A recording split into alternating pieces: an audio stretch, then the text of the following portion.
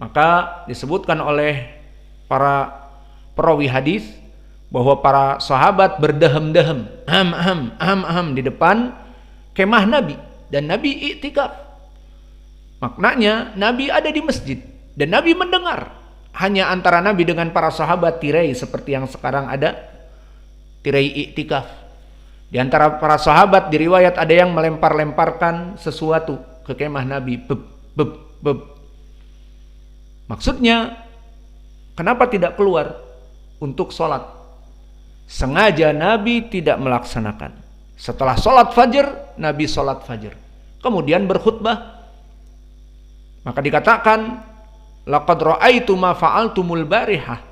Maka aku mengetahui apa yang kalian lakukan, dan kalian berkumpul membawa perempuan, membawa anak-anak ke masjid.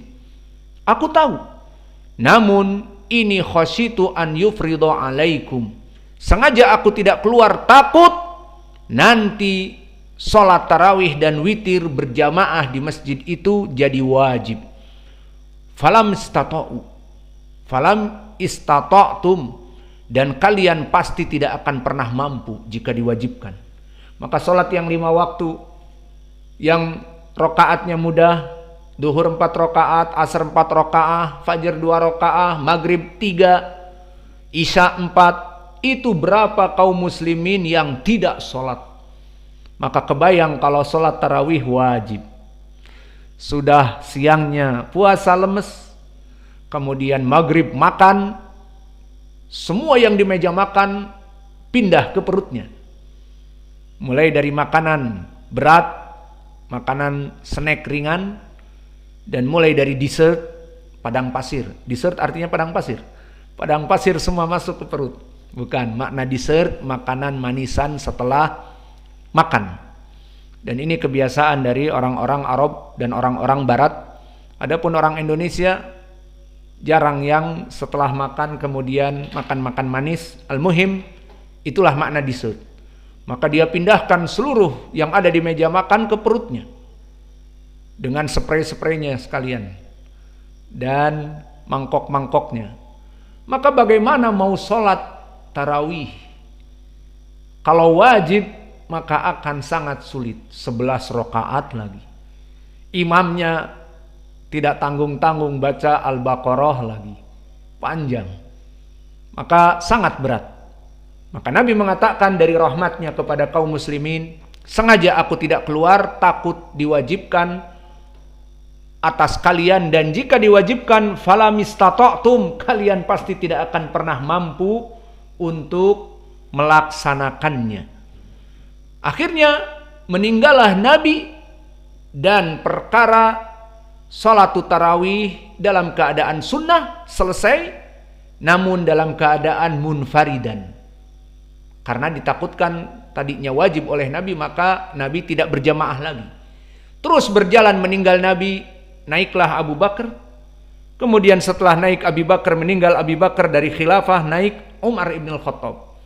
Dan Allah menjadikan sholat tarawih kembali kepada sunnahnya berjamaah, dan ini yang rajih dari khilaf, mengikuti khulafa ar-rasyidin. Karena mengikuti khulafa ar-rasyidin tanpa ada ikhtilaf dari para sahabat yang lain adalah hukumnya seperti sunnah. Seperti hadis Irbad ibn Sariyah, alaikum bisunnati wa sunnatil khulafa ar-rasyidin al-mahdiyyin adu alaiha bin nawajid. Maka pegang teguhlah dari sunnahku dan sunnahnya para khulafa ar-rasyidin. Dan fatwa Umar untuk mengumpulkan kaum muslimin dari fatwa khulafa ar-rasyidin al-mahdiyyin, maka disebutkan di Sahih Al-Bukhari terus bagaimana. Ini poin pendalilannya. Maka di malam harinya Umar mengecek kembali. Maka di saat dicek, didapati kaum muslimin berimam kepada satu, siapa? Di dalam hadis Al-Bukhari dan Muslim, Ubay ibnu Ka'ab. Maka Ubay ibnu Ka'ab yang dijadikan imam. Kenapa? Amalan dari hadis Nabi, imamukum aqra'ukum Qur'anan. Imam-imam kalian orang yang paling kuat ilmu Qur'annya, ilmu makharijul huruf, ilmu sifatil huruf, ilmu qiraah. Yang mana Ubay di dalam hadis Imam Ahmad yang disahihkan Syekh kami Mukbil, dia bertanya kepada Nabi di saat datang Jibril, Maka Nabi seperti biasa mempunyai gerakan yang khusus di saat datang Jibril. Maka para sahabat tahu kalau wahyu sedang turun. Maka Nabi ditanya oleh Ubay yang sebelahnya, "Atsaniyah ya Rasulullah, turun Al-Quran oleh Jibril di qiraah yang kedua." Kata Jibril, "Katakan kepada temanmu, ats-tsalitsah, yang ketiga sekarang." Terus yang keempat dikatakan, yang keempat, yang kelima dikatakan, yang kelima, sampai 7. Dan Nabi kemudian mengatakan, "Innal Qur'ana unzila ala sab'a ahrufin." Al-Quran diturunkan dari 7 dialek dari Arab Quraisy. Maka 7-7-nya diturunkan. Maka di sini menjadi pendalilan bagaimana Ubay ibnu Ka'ab menjadi imam di zaman para sahabat, karena dia diwanti-wanti oleh Nabi, "Fastaqra'ul Qur'an ala arba'ah," terutama Ubay. Maka Ubay imamnya qiraah dari para sahabat. Dan dia menjadi imam, dipilih oleh Umar sesuai dengan hadis Nabi, "Imamukum aqra'ukum Qur'anan." Maka yang menjadi poin menjadi imam bukan hafalannya banyak, paling banyak hafalannya dia menjadi imam, tidak. Tetapi yang menjadi imam adalah aqra'ukum di lafaz hadis. Maka oleh sebab itu Abdullah ibnu Katsir dijadikan imam Makkah, Imamul Haram terus menerus sampai dia meninggal. Adapun dari segi ilmi jarhi wa ta'dil, Abdullah ibnu Katsir imam di qiraah ini mahaluh. Maka dia adalah dari ulamanya para tabi'in dan para masyayikhnya dari qiraah Muhammad. Masya Allah, fursah tagatta ma'ahada. Jelis sawa, geser. Biar dia aja yang geser. Jadi kelihatan kalau ngantuk. Di belakangnya Faisal tidur. Qum, tawadda. Maka dia imam dari para tabi'in dan imam ahli Makkah. Dan dia dilahirkan di Makkah dan meninggal di sana. Maka dari kedudukan dia di ilmu hadis telah berkata Abu Nuaim, Abdullah ibnu Katsir ad-Dari kana thiqah. Dari segi hadis dia thiqah. Maka dia imam di dalam Quran dan imam di dalam hadis. Berkata Sufyan ibnu Uyainah, "Lam yakun bi Makkah ahad aqra min Abdullah ibn Katsir." Maka tidak didapati di Mekah orang yang paling kuat qiraahnya kecuali Abdullah ibnu Katsir. Ini ucapan Sufyan Ats-Tsauri. Dan berkata Jarir ibnu Hazim, "Ra'aitu Abdullah ibni Katsir fasihan bil Quran." Aku melihat Abdullah ibnu Katsir sangat fasih di saat membaca menjadi imam Al-Quran.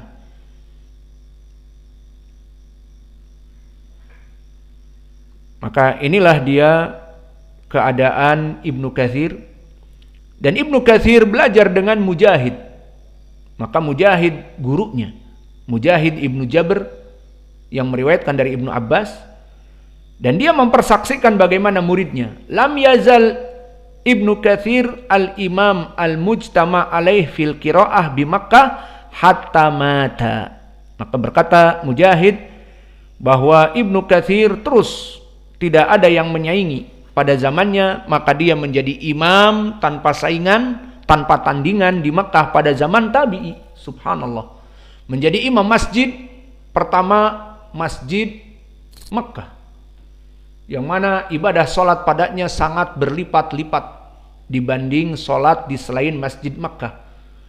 Maka 1 rakaat di sana berbeda jauh dengan masjid Imam Muqbil Al-Wadi'i. 1000 kali lipat, diriwayat 10.000 kali lipat. Bersyukurlah dia jadi imamnya, bukan makmumnya, imamnya. Maka pahala imam yang jelas berbeda dengan makmum. Pahala imam yang jelas berbeda dengan makmum. Maka imam di sini di masjid Makkah pahalanya berlipat-lipat dan dia imamnya. Dan ini pengakuan Mujahid, dan Mujahid tidak menjadi imam padahal gurunya. Maka itulah dari keadaan para ulama. Tidak mentang-mentang aku ini gurunya, harusnya aku yang dijadikan imam. Maka disebutkan oleh para ulama, Mujahid dari mana coba? Ibnu Jabr Al-Barbari. Ikrimah maksudnya dia dari bekas budak. Adapun Ibnu Katsir dia Arabi asli. Maka disebutkan di beberapa ucapan dari para salaf bahwa Ibnu Katsir afsah lisanan min Mujahid. Ibnu Katsir dia Arabi, maka pembacaan makharijul huruf sifatnya lebih daripada Mujahid, meskipun Mujahid gurunya. Maka dijadikanlah Imam Ibnu Katsir bukan Mujahid. Dan ini adalah ucapan Al-Asmu'i. Maka dikatakan qara'ta ala Ibni Katsir qala na'am khatamtu alaihi al-Qur'an ba'da ma khatamtu ala Mujahid wa kana Ibnu Katsir a'lam bil Arabiyyah min Mujahid. Maka Mujahid wallahu a'lam dia maula mungkin dari Afrika Al-Barbari. Maka Imam Ibnu Katsir Arabi asli dari Makkah, maka dia lebih fasih. Kana fasihan balighan daripada Mujahid, meskipun Mujahid gurunya. Lalu permasalahan yang paling penting sekarang adalah Imam Ibnu Katsir bagaimana sanadnya kepada Nabi. Hada huwa ahamu syai'. Kenapa saya mengatakan ini yang paling penting? Agar kita belajar ilmi qiraah asyarah ini, setiap perbedaan qiraah seperti di sini, ihdinas siro dengan sin. Wah, ini main-mainan dari Ibnu Katsir. Oh, ini hasil rekayasa bacaan Al-Quran dari Ya'qub Al-Hadrami dan Ibnu Katsir. Padahal Nabi membaca as-sirat seperti qiraah hafaz yang kita hafal. Nah, ini membaca dengan sin. Dipikirnya orang-orang yang tidak belajar qiraah, yang datang dari sunnah dan benar itu adalah qiraah hafaz an Asim. Maka oleh sebab itu kenapa kita mengajarkan ilmu ini? Agar kembali kepada ucapan Nabi di hadis Imam Ahmad, fa inal Qur'ana unzila ala sab'a ahrufin faman qara'aha bi ba'diha faqad asabtum. Barang siapa yang membaca satu dari qiraah yang 7 dialek Quraisy yang 7, maka telah benar bacaannya. Sehingga qiraah hafaz an Asim benar, dan qiraah Wars an Nafi' benar, dan qiraahnya Ibnu Katsir di sini shad dibaca sin, dan juga qiraahnya Ya'qub Al-Hadrami benar. Maka ihdinas sira qiraah jumhur shad sira, dan di sini Ibnu Katsir dan Ya'qub membaca sin. Ihdinas siro, siro bukan siro. Ini pun benar. Maka oleh sebab itu kita ingin sekarang mana sanadnya kepada Nabi. Maka catat sanadnya kepada Nabi. Qara'a Ibnu Katsir al-Makki dari guru-gurunya, pertama Abu Sa'ib Abdullah Ibnu Abi Sa'ib al-Makhzumi. Yang kedua Mujahid Ibnu Jabr Al-Makki, maulanya siapa? Ibnu Abbas. Dan yang ketiga Darbas, dan Darbas maula Ibnu Abbas juga. Maka Ibnu Abbas mempunyai maula banyak. Ada Mujahid, ada Darbas, ada Ikrimah. Maka disinilah guru-guru dari Ibnu Katsir. Mujahid Ibnu Jabr Al-Makki, Darbas, yang keduanya maula Ibnu Abbas, dan yang ketiga dari Abdullah Ibnu Abi Sa'ib Al-Makhzumi. Setelah ditulis 3 tadi, sekarang gambar panah untuk Abdullah Ibnu Sa'ib. Abdullah Ibnu Sa'ib panah ke atas, belajar kepada sahabat Ubay Ibnu Ka'ab dan Umar Ibnul Khattab. Maka Abdullah Ibnu Sa'ib tidak belajar dengan Ibnu Abbas, tapi dengan Ubay Ibnu Ka'ab, dan ini lebih afdol, dan Umar Ibnul Khattab. Adapun Mujahid yang tadi merupakan gurunya dari Ibnu Katsir, maka Mujahid meriwayatkan dari Abdullah Ibnu Abbas. Dan gurunya yang ketiga Darbas meriwayatkan dari Ibnu Abbas.